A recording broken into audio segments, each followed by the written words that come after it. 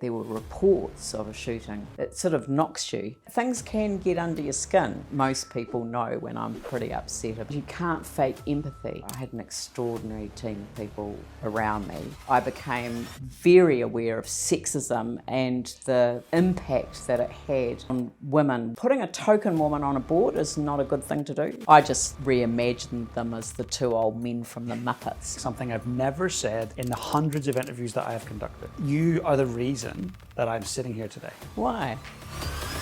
This next guest joined me in the studio here in Christchurch, and if it wasn't for her, truly, I wouldn't be here in New Zealand and I wouldn't be doing what I'm doing today. Lianne Dalziel did something very special that impacted my life almost 20 years ago. She is an incredible leader, awe-inspiring, is a lifelong learner. She worked in central government as an MP, and she was also the Mayor of Christchurch through some of our most challenging times here. Look, please sit back and enjoy the show. Lianne, a huge welcome to the Lead on Purpose podcast. Thank you. Thanks for having me. I'm so glad to have you. Yeah, we've got lots to talk about, but I want to start off by saying something I've never said in the hundreds of interviews that I have conducted. Oh. You are the reason that I'm sitting here today. Why? Well, I discovered this. You and I were at a strategy meeting with the Christchurch Foundation. Yes, I remember that, yes. And we all had to introduce ourselves and say who we were and what our background was. And I started telling people, well, the reason I came to New Zealand was to play pipe band drums and to help a Kiwi group become the first world champions. And I then said I was given a visa by the New Zealand Immigration, which was a talent and culture and sport visa. Yes, I know that And one. who was the person that got that visa across the line? I did. You did? When I was Minister of Immigration and must have been 2003, I think. Yeah, well, I came 2005. Right, okay. That was a game changer for my life. Right. To get out of Northern Ireland, a place that's beautiful and that I love, but a place where my life would be nowhere near what it is today here in New Zealand. So that visa meant the world to me. Wow. And then fast forward many years, it took me quite some time. I became a permanent resident. And then I was standing on stage receiving my citizenship from the then Mayor, Lianne Dalziel. Oh, really? Yes. I didn't remember that. Yeah, real full circle. Right. So it's just a privilege to have you here. Oh, thank you. That's lovely. Oh, thank you. Yeah, it's amazing. And Actually, that talent visa was something that I felt very passionately about because sometimes you have rules and regulation and government, which are designed for a particular purpose. But if you look at the purpose, you ask yourself, well, why are we wanting to know X, Y, and Z? The only things the government's interested in is that a person's healthy, that they're not going to be a burden on the system, as it were, and that they are not an ex-murderer from deep down in the past. So we're interested in their character and their health status, and that's it. And so if employers or organisations are prepared to take the risk on things of whether you're as qualified as you say you are and all of those other things, then that's down to them. And we took a risk and it paid off 100%, no question. good, I'm glad. Well, for me, there was no way I would have got in. I'm so thrilled. Yeah, no, it's amazing. And I'm sure it's added to the diversity of New Zealand in terms of the backgrounds and the people and the talents that they brought with them. Yes, because we didn't just leave it with employers. That was the primary motivation. And I think one of the big companies, company here in Christchurch, was actually one of the first companies, was the first company to get accredited, and that was Tate Electronics. And so there's kind of a large sort of industry that kind of goes under the radar here in Christchurch. It's we write more code here than anywhere else in New Zealand. It's it's got an amazing ecosystem around startups, and so it's got all of this going on. A lot of technology, a lot of elaborately manufactured technology,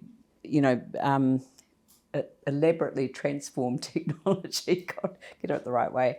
And so we've got all of this, we've got a manufacturing base, we've got all of these things that often people just don't see because they think of us as a town that's sitting on the the Great Plains of Canterbury and a service town to the agricultural sector, but we're a lot more than that. And so making it easier for people to bring talent, that was the primary motivation. But then we realised that there were a whole lot of people that would be in arts and sports and different areas that didn't fit the traditional employment arrangements, and so we opened it up to them as well. It's amazing. And to me, that's like creativity, it's innovation, future thinking. I mean, I would have ended up maybe in Canada or somewhere in Europe, but because of that specific visa, I came here on a holiday initially. Yep. I thought I never want to leave. And Great. so I realized I could do this. And Fantastic. yeah, so well done. Excellent. Now let's shine the spotlight on your decision making. Right. You decided to go down a life of politics. That is a huge decision with consequences and ramifications, and it has different, obviously, impacts on your life. What made you want to stand up and be heard and step into politics?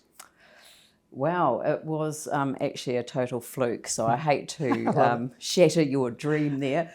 But I was, I studied law at university, it's 40 years ago, graduated, and I started working in the union movement. I worked for a hotel hospital workers union, which represented people in the service industries, and we it was ironic that I'd sort of arrived there at, I don't know, age 23, 24, and by the time I was 28, I was running for the secretary's position, which was the senior position in the organisation, and then a couple of years later, there was a sequence of events which led to the then Prime Minister stepping down just a matter of weeks before an election and announcing he wasn't going to run again.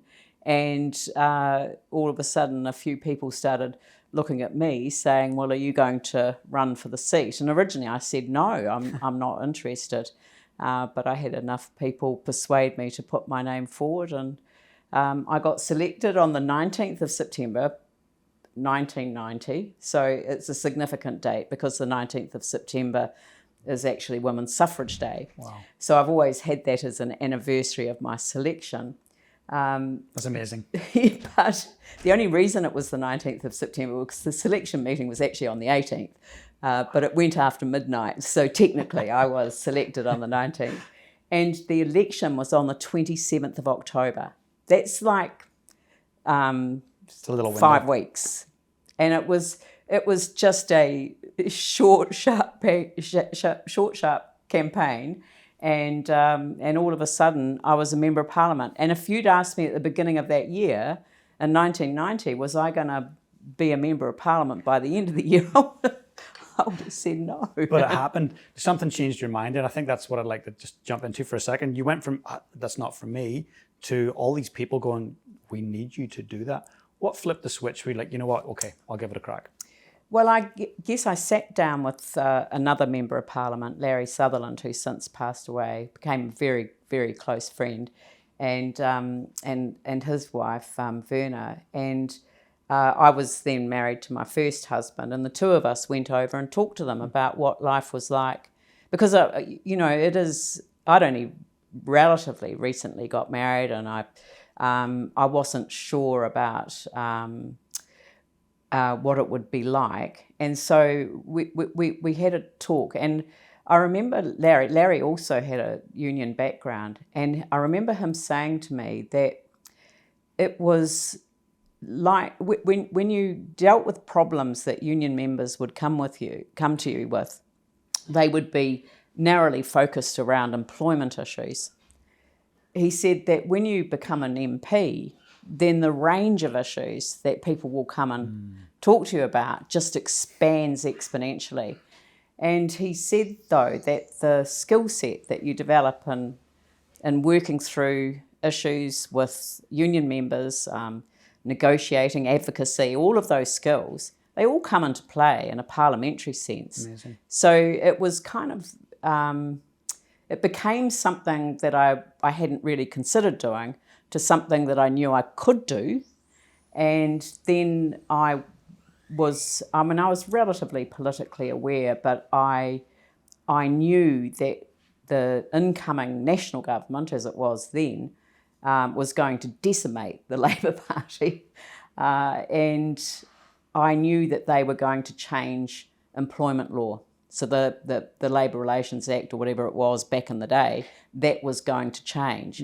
And we knew it was going to change significantly, but even I wouldn't have predicted what they actually did. But I felt that I could take my skills and knowledge and experience that I'd had from the union movement and my legal background into a parliamentary setting, and that's what I did. It's incredible. And in that journey, so if we rewind to say the 90s, what was your experience around discrimination, gender bias? Did you experience that in your professional career? Well, it was interesting because I'd started in the union movement, I became very aware there of discrimination in the workplace.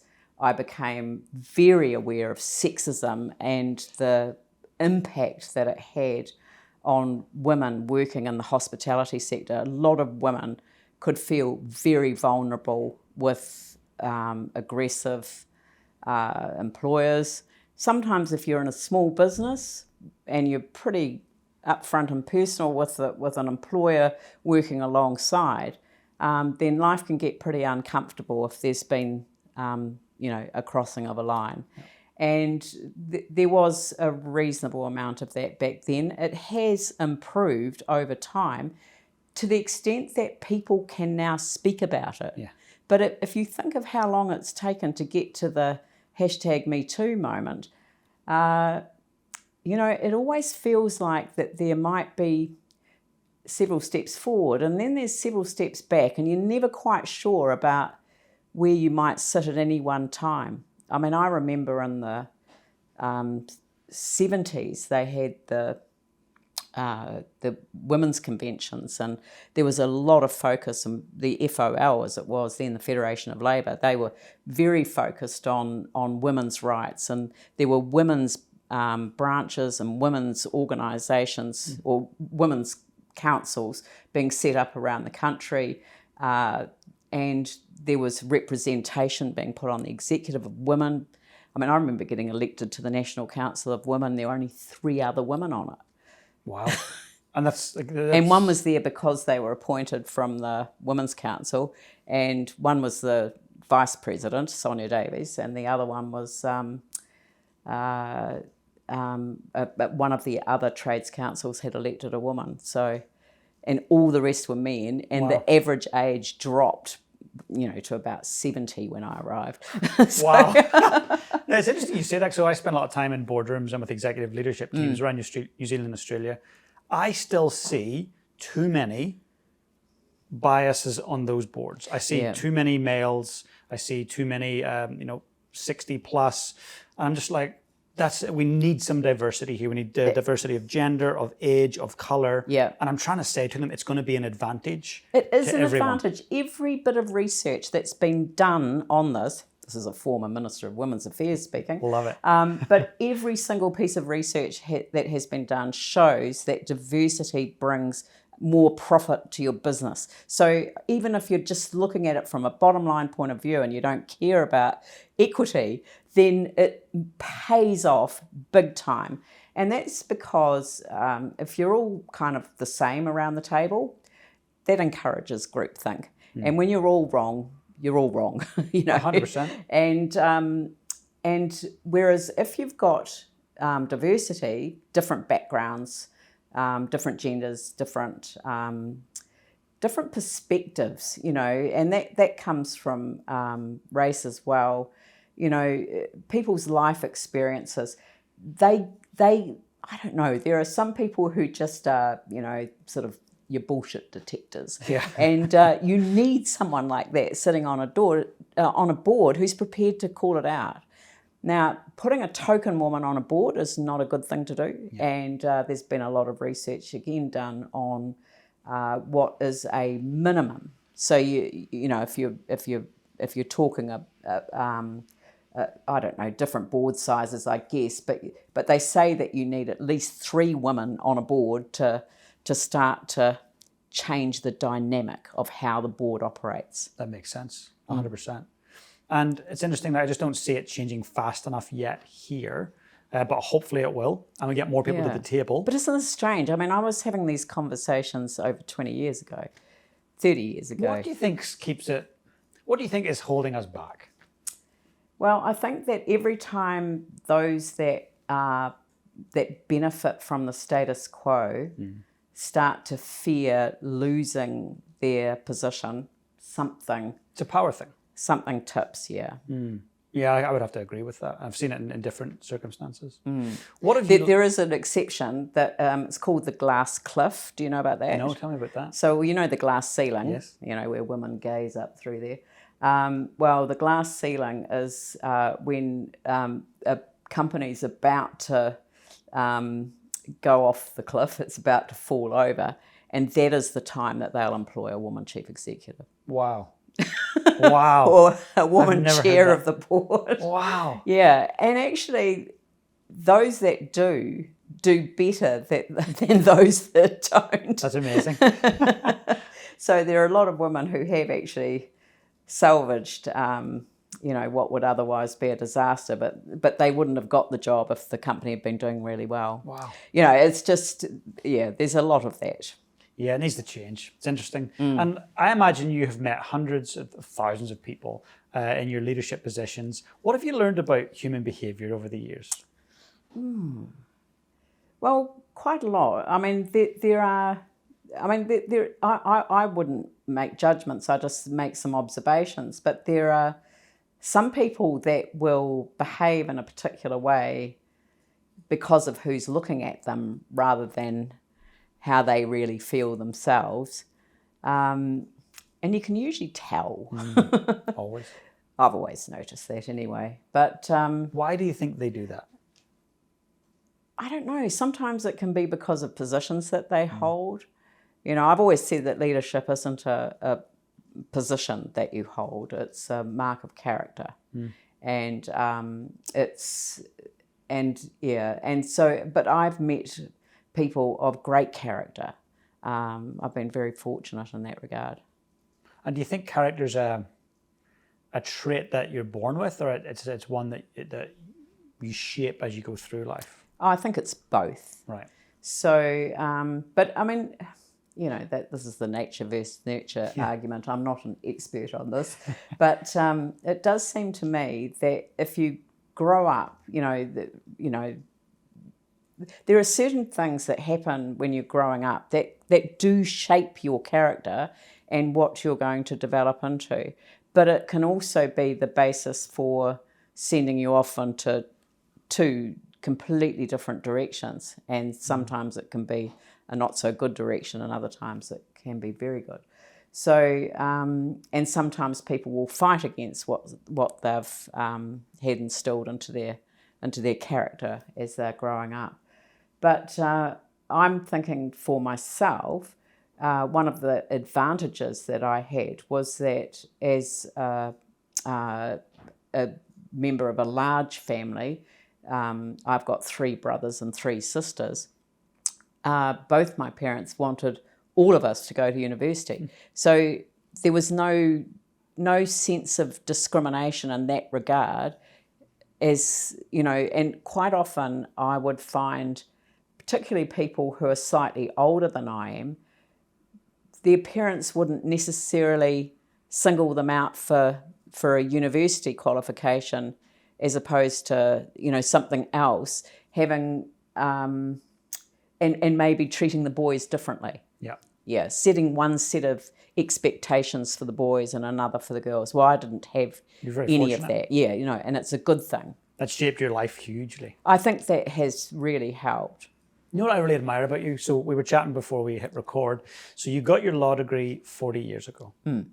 But this year, you're going to go back to the same university and you're going to get your master's. Yes.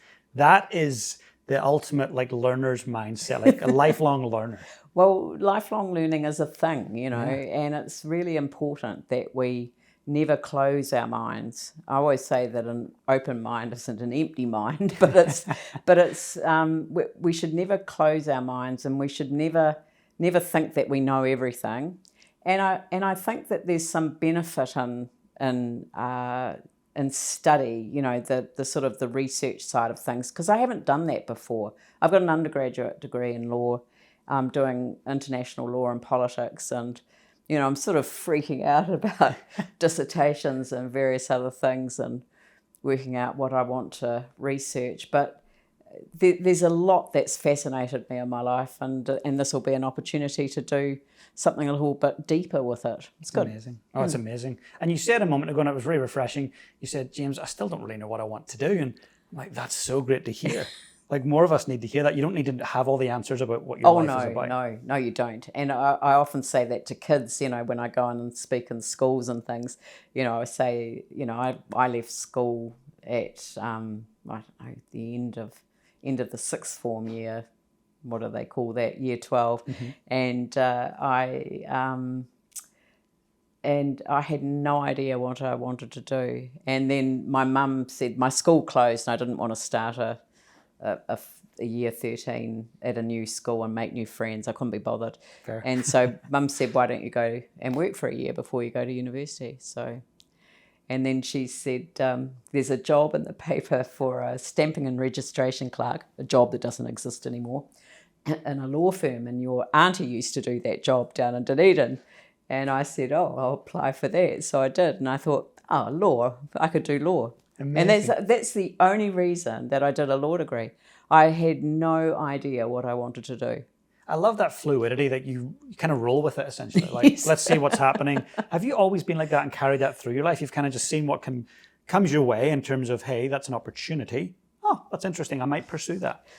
So usually I need to be pushed because, I did grow up with the standard imposter syndrome of that the Catholic Church is very good at imposing upon young impressionable minds. Yes, definitely. Well, growing up in Northern Ireland, I'm very familiar with that. Yeah, and imposter syndrome is a real thing. When you look at the psychology of it, the IS is a syndrome that many people holds them back. Yes. How did you then step up?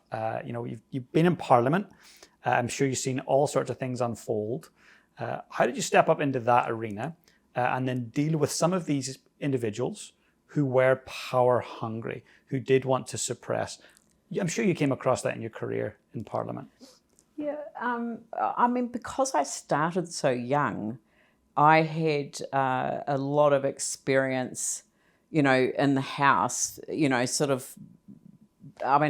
the debating chamber, I felt relatively confident in that environment, and some of the older guys on the other side of the House, they used to chip away, and then I just reimagined them as the two old men from the Muppets, I love it. And then because things can get under your skin. Yeah. But it's best in that environment not to let it show. And that's a skill. I don't always do so well at that. I think most people know when I'm pretty upset about something that they've said or done. So, the environment itself, look, there's one side of it, and I've got quite strong views on this, and people will say that I'm being political, but when a disaster happens, like the earthquakes here in Christchurch, there's no room for government and opposition, actually. Yeah. There's a lot of room for a collaborative, or they call it radical collaboration now, a collaborative approach that actually brings parties together and enables people that have got knowledge and skills and experience to bring to the table to actually be part of the recovery. And, I felt that there was quite a lack of understanding in the Minister for Earthquake Recovery in terms of how he approached it. It became very political, very divisive, which was, I felt, unfair, and actually unfair to the people who I was elected to represent, and I thought was able to represent quite well, but would have been able to represent better if I'd been in a position to contribute more to the decision, not the decision making. I don't mind governments making decisions. They're not going to give it away. But actually, if you're engaged in the decision making, then it's you get better decisions. Well, it's truly collaborative, and it represents all sides, right? Yeah. That's important. I think it is. I think it's And just it. the other thing that's frustrating for me is this complete inability to learn lessons from things that have already happened. So, It's what I call dumb tax, by the way. So when you what do you call it? dumb tax. So Dumb when tax. you make a mistake and you go, okay, I learned a few lessons, and then down the line you make the same mistake again, you're paying dumb tax. Right. We want to Okay. avoid paying dumb tax in life. All right. Okay. I'll go with that. Dumb tax. Very good. Well, Yeah. we don't want to be making that as governments. That's because that's got massive ramifications for It has huge ramifications, but every time something happens, I think we should be obliged to review what's happened, actually analyse everything that you'd want to pull from that. And look, I use the example of they call them mortality reviews in hospitals. And essentially, that's a very deep dive into a death that's happened in a hospital, and they've got all of the people that were involved. They're questioned, and there are discussions, and anyway, they come up with a report that is a very good explanation of what's occurred, and but nobody is held to blame. Yeah. They are held to account, but not to blame, and they are exempt. All of the stuff that comes out of the mortality review is not capable of being used for a prosecution or anything like that. So you get to the truth of the matter. And I said this in my valedictory speech, that I had been involved in a particular issue where I'd ended up going to the coroner's court with a group of people whose family members had died at the hospital, not to do with the earthquake, but before then. And they I said that there were lawyers there representing everyone. There was a lawyer for the hospital, there was one for the doctors, one for the nurses, one for the trainee interns, one for the blah, blah, blah, like everyone had a lawyer. Wow. Except the family members of the person who died. And I thought that was wrong, and it shouldn't be a subject to legal aid, because it shouldn't be based on the family members' income. It should, because I said the client in this case is not the family member, it's the truth. Of course. And the truth is in the public interest. And so that's why they should be represented. But the point that I was trying to make was that we have to find ways of learning lessons that enable us to look back, not to blame, but to learn. That's so powerful. And it's interesting because I look at your career, and in your leadership role, you've had to navigate some really large adversity. And the world looks to you in a lot of ways around, how do we become more resilient, not only as cities, but as individuals. So when you think of resilience, what does that mean? Well, resilience is not an end point. I'm not the only person to have said that. And the reason I say it's not an end point is that we should always continue to aspire to be resilient, and it is a process of becoming more resilient, but you do not, there's no end to it. So you can build resilience in infrastructure. The infrastructure, the techniques for increasing resilience in infrastructure will change over time. They'll get better, and there'll be new products developed, and things will, be enabled, that weren't available in the past. That helps to build resilience, but it's not an end point. You don't say, I've got a particularly resilient piece of infrastructure, but it's not an end point. Yeah. And it's the same with communities.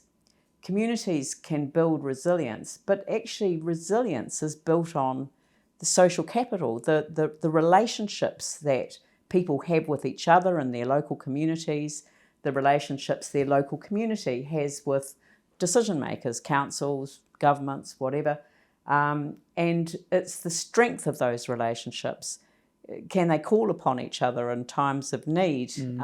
We found out that, after the earthquakes, that actually the strength of our neighbourliness was really the measure of our resilience and capacity for, getting through those initial hurdles. For the long haul, that requires a deeper relationship with the decision makers and a much more engaged approach with the government as people build their own sense of capacity back again. I did read an item that was written by the Prime Minister's chief science advisor at the time, and he said that the earthquake or any crisis like that is a destabilizing event.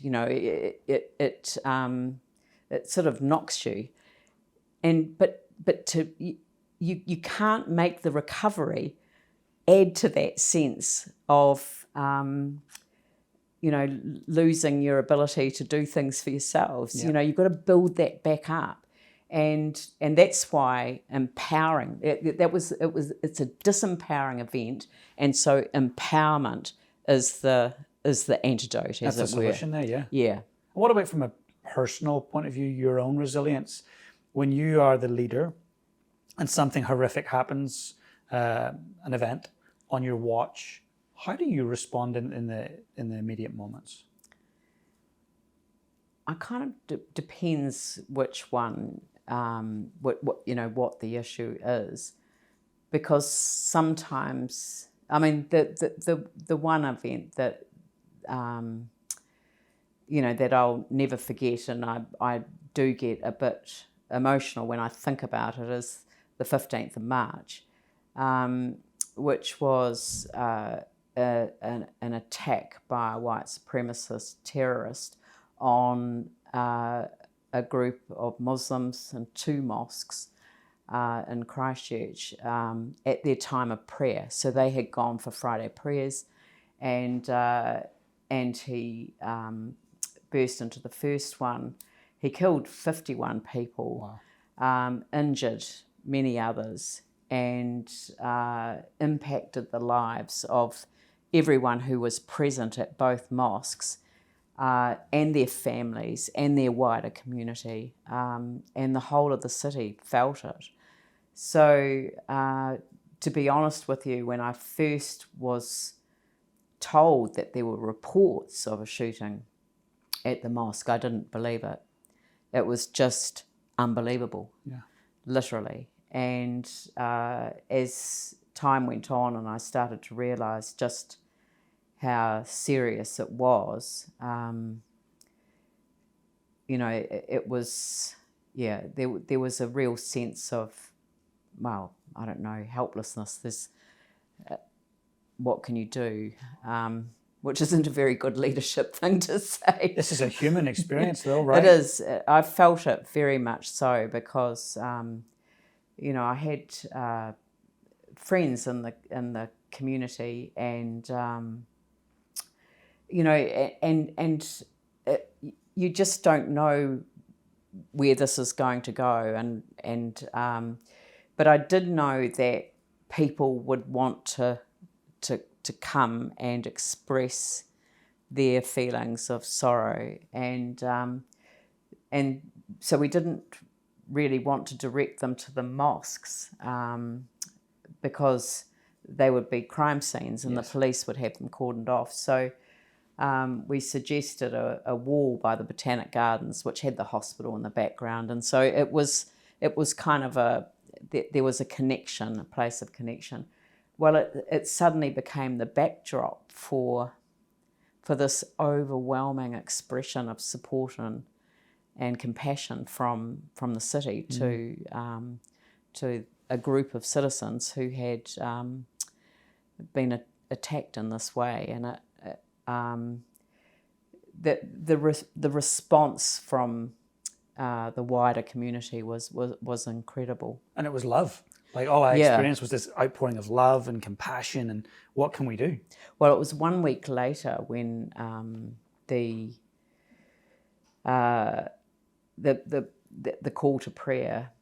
So it was a Friday afternoon, and the Muslim community had indicated that people could come, but it wasn't as though people were invited, you know, and they came in their thousands. Wow. It was the most. It was probably the most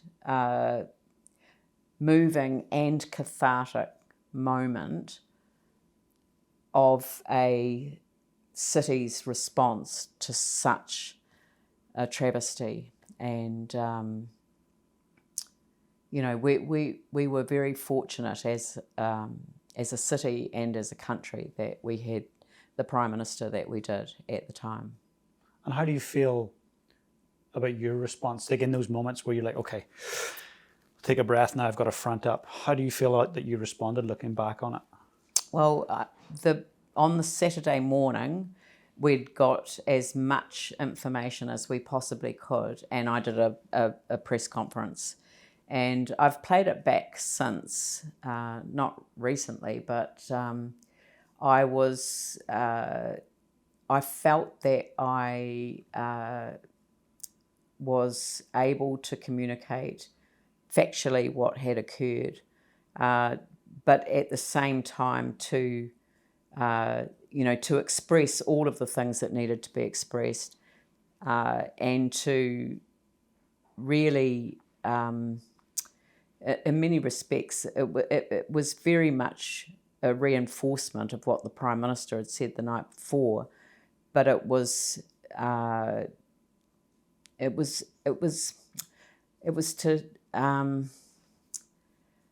I don't know. I don't know. I can't really answer the question. Well, that's a really difficult thing to think back on. Look, I was a member of the community. I lived a few minutes from the mosque, and seeing your response gave me hope. I was like, oh my God, that's what I needed to hear. Like, I could see that you were deeply moved.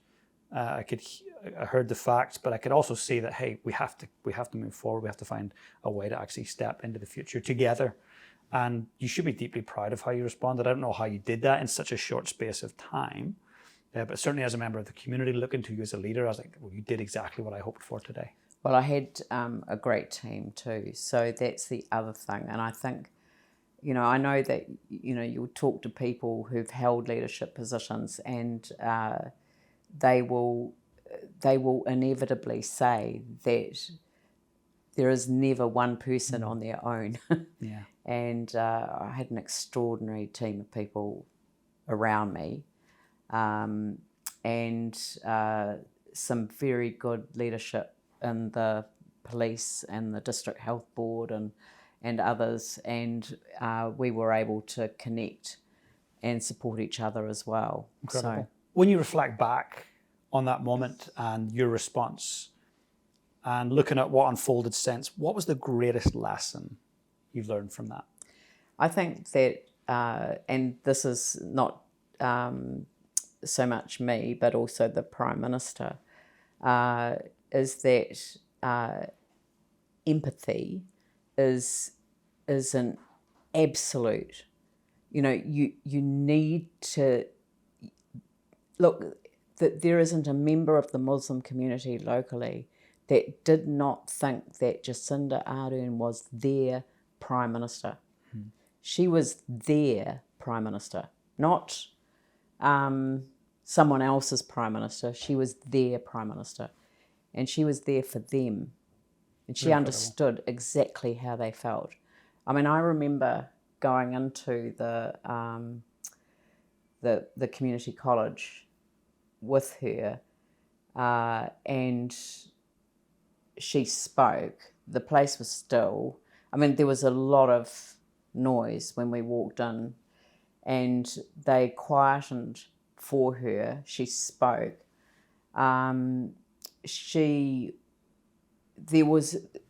There is just no question that she was there for them, and you know, I that's why I say that we are so lucky to have had her as our Prime Minister. But for me, the interesting thing about the word empathy, my sister always used to have a joke that she used in debates, which was sincerity is your finest asset. Once you can fake that, you've got it made. I love it. So, but the thing with empathy is like sincerity. You can't fake it. It's authentic. It is by definition authentic. And that's the only reason that other one is a joke. Yeah. Because you know that you can't fake it. And you can't fake empathy.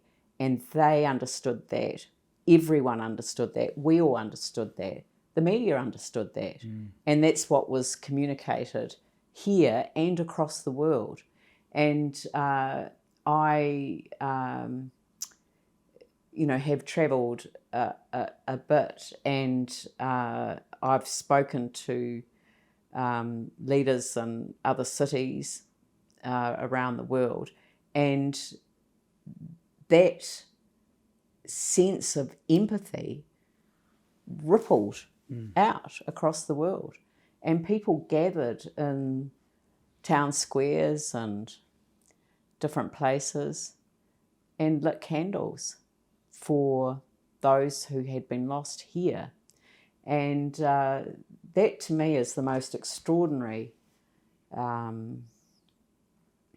result of something that could have been completely the opposite and could have incited retaliation. Absolutely. And I think what I'm hearing and what I felt as a citizen at the time, the retaliation was a real thing that we were all kind of almost waiting, like what's going to happen.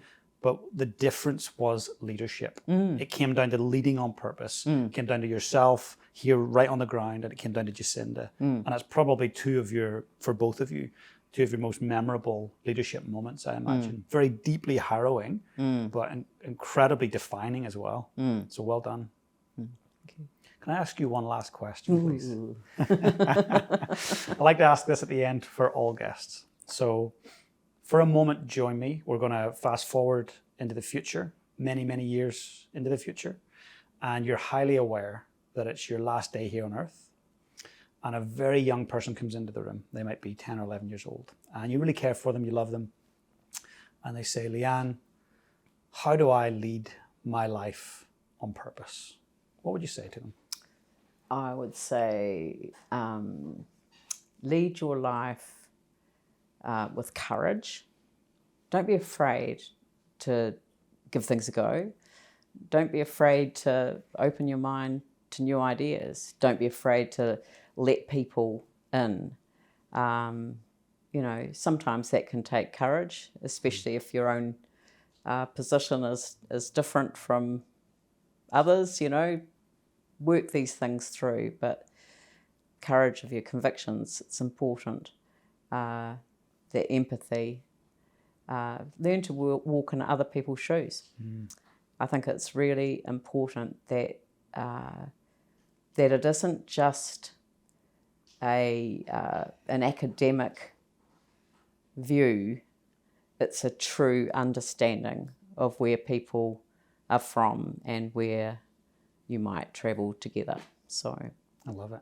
Thank you for sharing that. And I can see in your journey, you've had courage and you've taken big swings and you've jumped in to things that you're uncomfortable with and maybe had that imposter syndrome around. So to me, you're the epitome of leading life on purpose. And I just want to say thank you for taking the time to share that with us today. Thank you. Thank you. That was awesome. Thank you. That was brilliant. Well done. Hey guys, if you enjoyed the content today, please smash that subscribe button below. And if you want to become part of my community, I've got an amazing free Facebook group. Please come and join us. The link is in the description below. And also, if you've got any questions about today's session, I'd love to know. Just comment below and I'll be sure to get back to you guys. Have the most amazing day.